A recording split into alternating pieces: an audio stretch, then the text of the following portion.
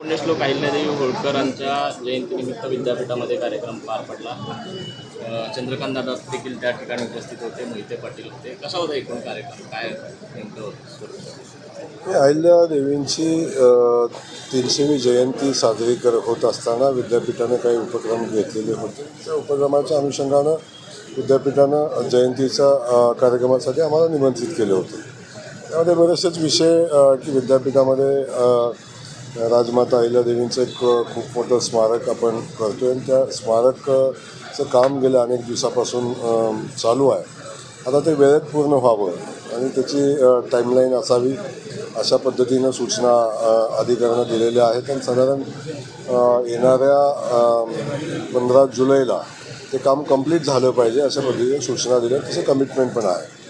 त्या अनुषंगानं विद्यापीठाचे काही रस्त्याचे विषय आहेत, त्या जो एक कच्चा रस्ता होता तो तर आपण डिफिसिटनं करतो, पण मुख्य जो विषय आहे त्यांचा की हायवेपासून तो रस्ता त्या स्मारकापर्यंत झाला पाहिजे आणि त्या जागेचा एक विषय आहे, फॉरेस्ट आणि विद्यापीठाचा एक विषय आहे, तोही विषय महत्त्वाचे। 2-4-5 विषय महत्त्वाचे आहेत।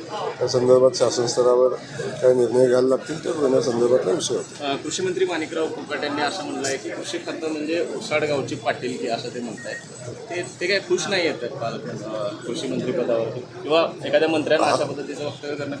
त्यांनी काय म्हटलं हे मला माहिती नाही, पण हा देश कृषीप्रधान आहे आणि या देशातला शेतकरी आमच्या दृष्टीनं सगळ्यात महत्त्वाचा घटक आहे आणि या शेतीप्रधान देशामध्ये शेतकरी आणि त्या अनुषंगानं असलेले पूरक उद्योग हे सगळंच या देशासाठी आणि जीवनासाठी गरजेचा विषय आहे। त्यामुळे शेतकरी बळीराजा भक्कम असला पाहिजे आणि त्यासाठी राज्याचं कृषी खाते भक्कम असलं पाहिजे आणि कृषी मंत्र्यांनी त्या पद्धतीनं भूमिका घेतली पाहिजे।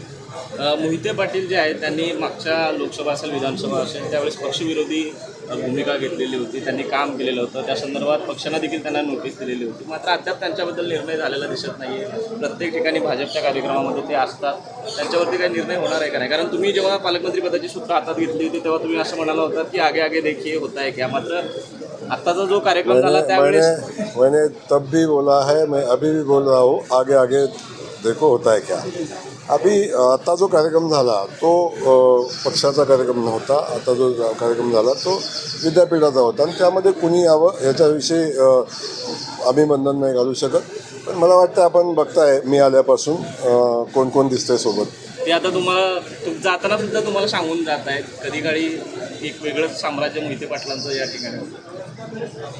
आता कुणाच्या साम्राज्याविषयी मला बोलायचं की मी भारतीय जनता पक्षाचा कार्यकर्ता आहे आणि भारतीय जनता पक्षानं जी जबाबदारी दिलेली आहे ती जबाबदारी आपण पार पाडतो आहे आणि इथं भारतीय जनता पक्षाच्या कार्यकर्त्यांना आणि सामान्य जनतेला न्याय देण्याची भूमिका सरकारच्या माध्यमातून घ्यावी म्हणून पालकमंत्री म्हणून मी काम करतो। कोण कानात बोललं कोण कुठं बोललं याचा परिणाम काय अधिकचा होत नाही आहे।